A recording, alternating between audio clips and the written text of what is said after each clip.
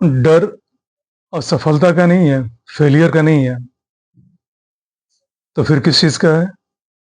पीछे रह जाने का डर है। आज इस टॉपिक पे बात करेंगे, तो आप इस वीडियो को लास्ट तक देखिए ताकि आप भी इस एक्सपीरियंस का फ़ायदा उठा सकें।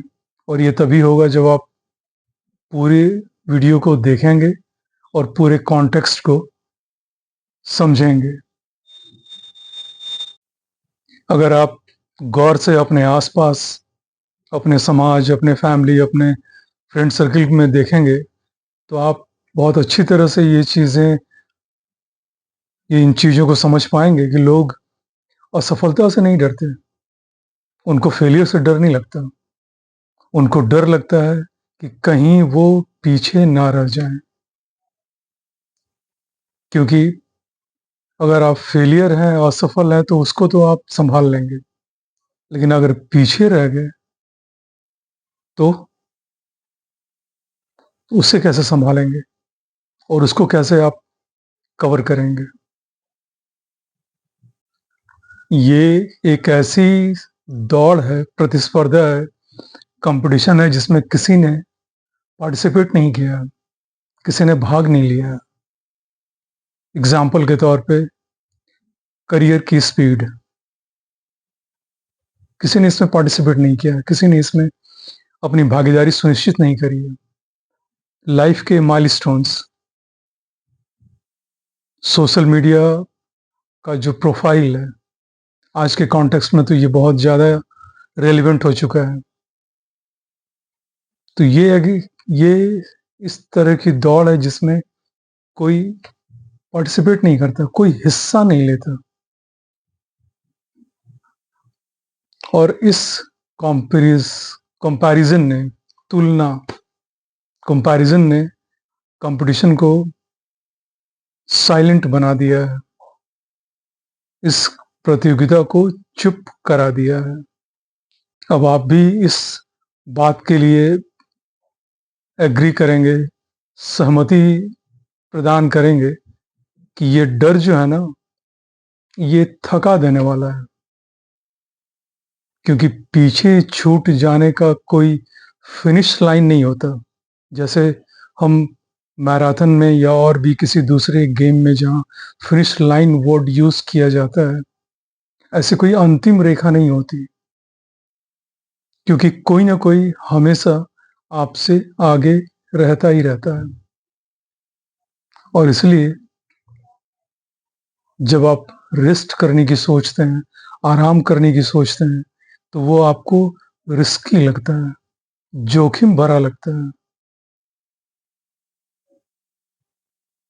और थक करके जब आप रुकना चाहते हैं, तो आपके अंदर ये एक गिल्ट गिल्ट वाली फीलिंग लेकर के आता है, अपराध बोध लेकर के आता है। दूसरी बात,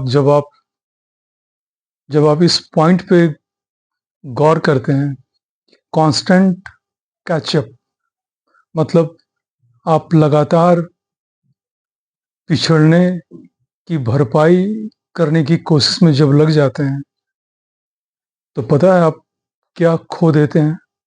आप अपना प्रेजेंस खो देते हैं, आप खुद को खो देते हैं। जो आनंद के जो पल होते हैं, वो आप खो देते हैं इन सब इन सब कंपटीशन के बीच में। और ये एकदम से नहीं होता, ये बहुत धीरे धीरे होता है। और आपको ये समझ जब आता है, तब तक आप बहुत आगे निकल चुके होते हैं।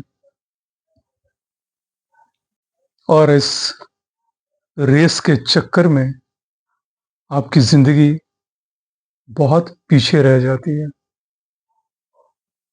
तब आपका एक नेचुरल सवाल होगा, ये एक क्वेश्चन आपके दिमाग में ऑटोमेटिकली आएगा कि भाई, इस आगे बढ़ने की जो परिभाषा है, इसको रीडिफाइन कैसे करें और इसमें किन चीज़ों को एक्सेप्ट करें और किन चीज़ों को रिजेक्ट करें या नेग्लेक्ट करें। आगे आगे का मतलब फास्ट नहीं होता, आगे का मतलब होता है अलाइनमेंट। आप अपने लाइफ के साथ कितने अलाइंड हैं।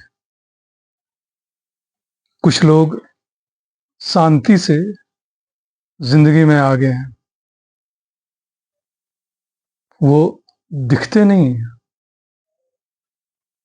पर जिंदगी को जो जीना कहते हैं वो जीते हैं। तो एक बात यहाँ समझने की जरूरत है हम सबको कि आप देर नहीं कर रहे हैं, आप अपनी गति से चल रहे हैं, अपनी स्पीड से चल रहे हैं। ये जो शोर है ना, नॉइज, इसको प्रोग्रेस मत समझिए। ये प्रोग्रेस नहीं है, कोई प्रगति नहीं है, कोई तरक्की नहीं है। क्योंकि हर जीतने वाला, हर आगे बढ़ने वाला, अगर मैं इसको ऐसे बोलूं कि हर आगे बढ़ने वाला हमेशा जीत नहीं रहा होता। और ये आप भी एग्री करेंगे। तो लाइफ को अपनी स्पीड से चलने दीजिए। आप अपने गोल्स या जो कुछ भी आपने तय कर रखा है उसे अननेसेसरीली डिस्टर्ब मत कीजिए। तो आज मेरा इस पर्टिकुलर टॉपिक पे आप लोगों से बात करने का मन था, तो मैंने सोचा आप लोगों से ये साझा किया जाए। आप अपने विचार, अपने कमेंट्स ज़रूर लिखा करें। इससे दूसरों को भी मदद मिलती है और आप अपने अपनी फीलिंग्स को भी बता सकते हैं। ये एक कम्युनिटी की तरह है जहाँ पे लोग एक दूसरे के एक्सपीरियंस के बेसिस पे बहुत कुछ सीखते हैं।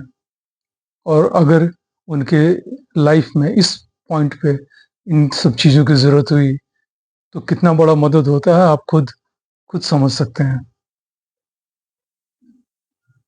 और जैसा कि मैं कहता हूँ, इसको लोगों तक पहुँचाइए, क्योंकि जानकारी का मुझे ऐसा लगता है बहुत अभाव है, सही जानकारी का।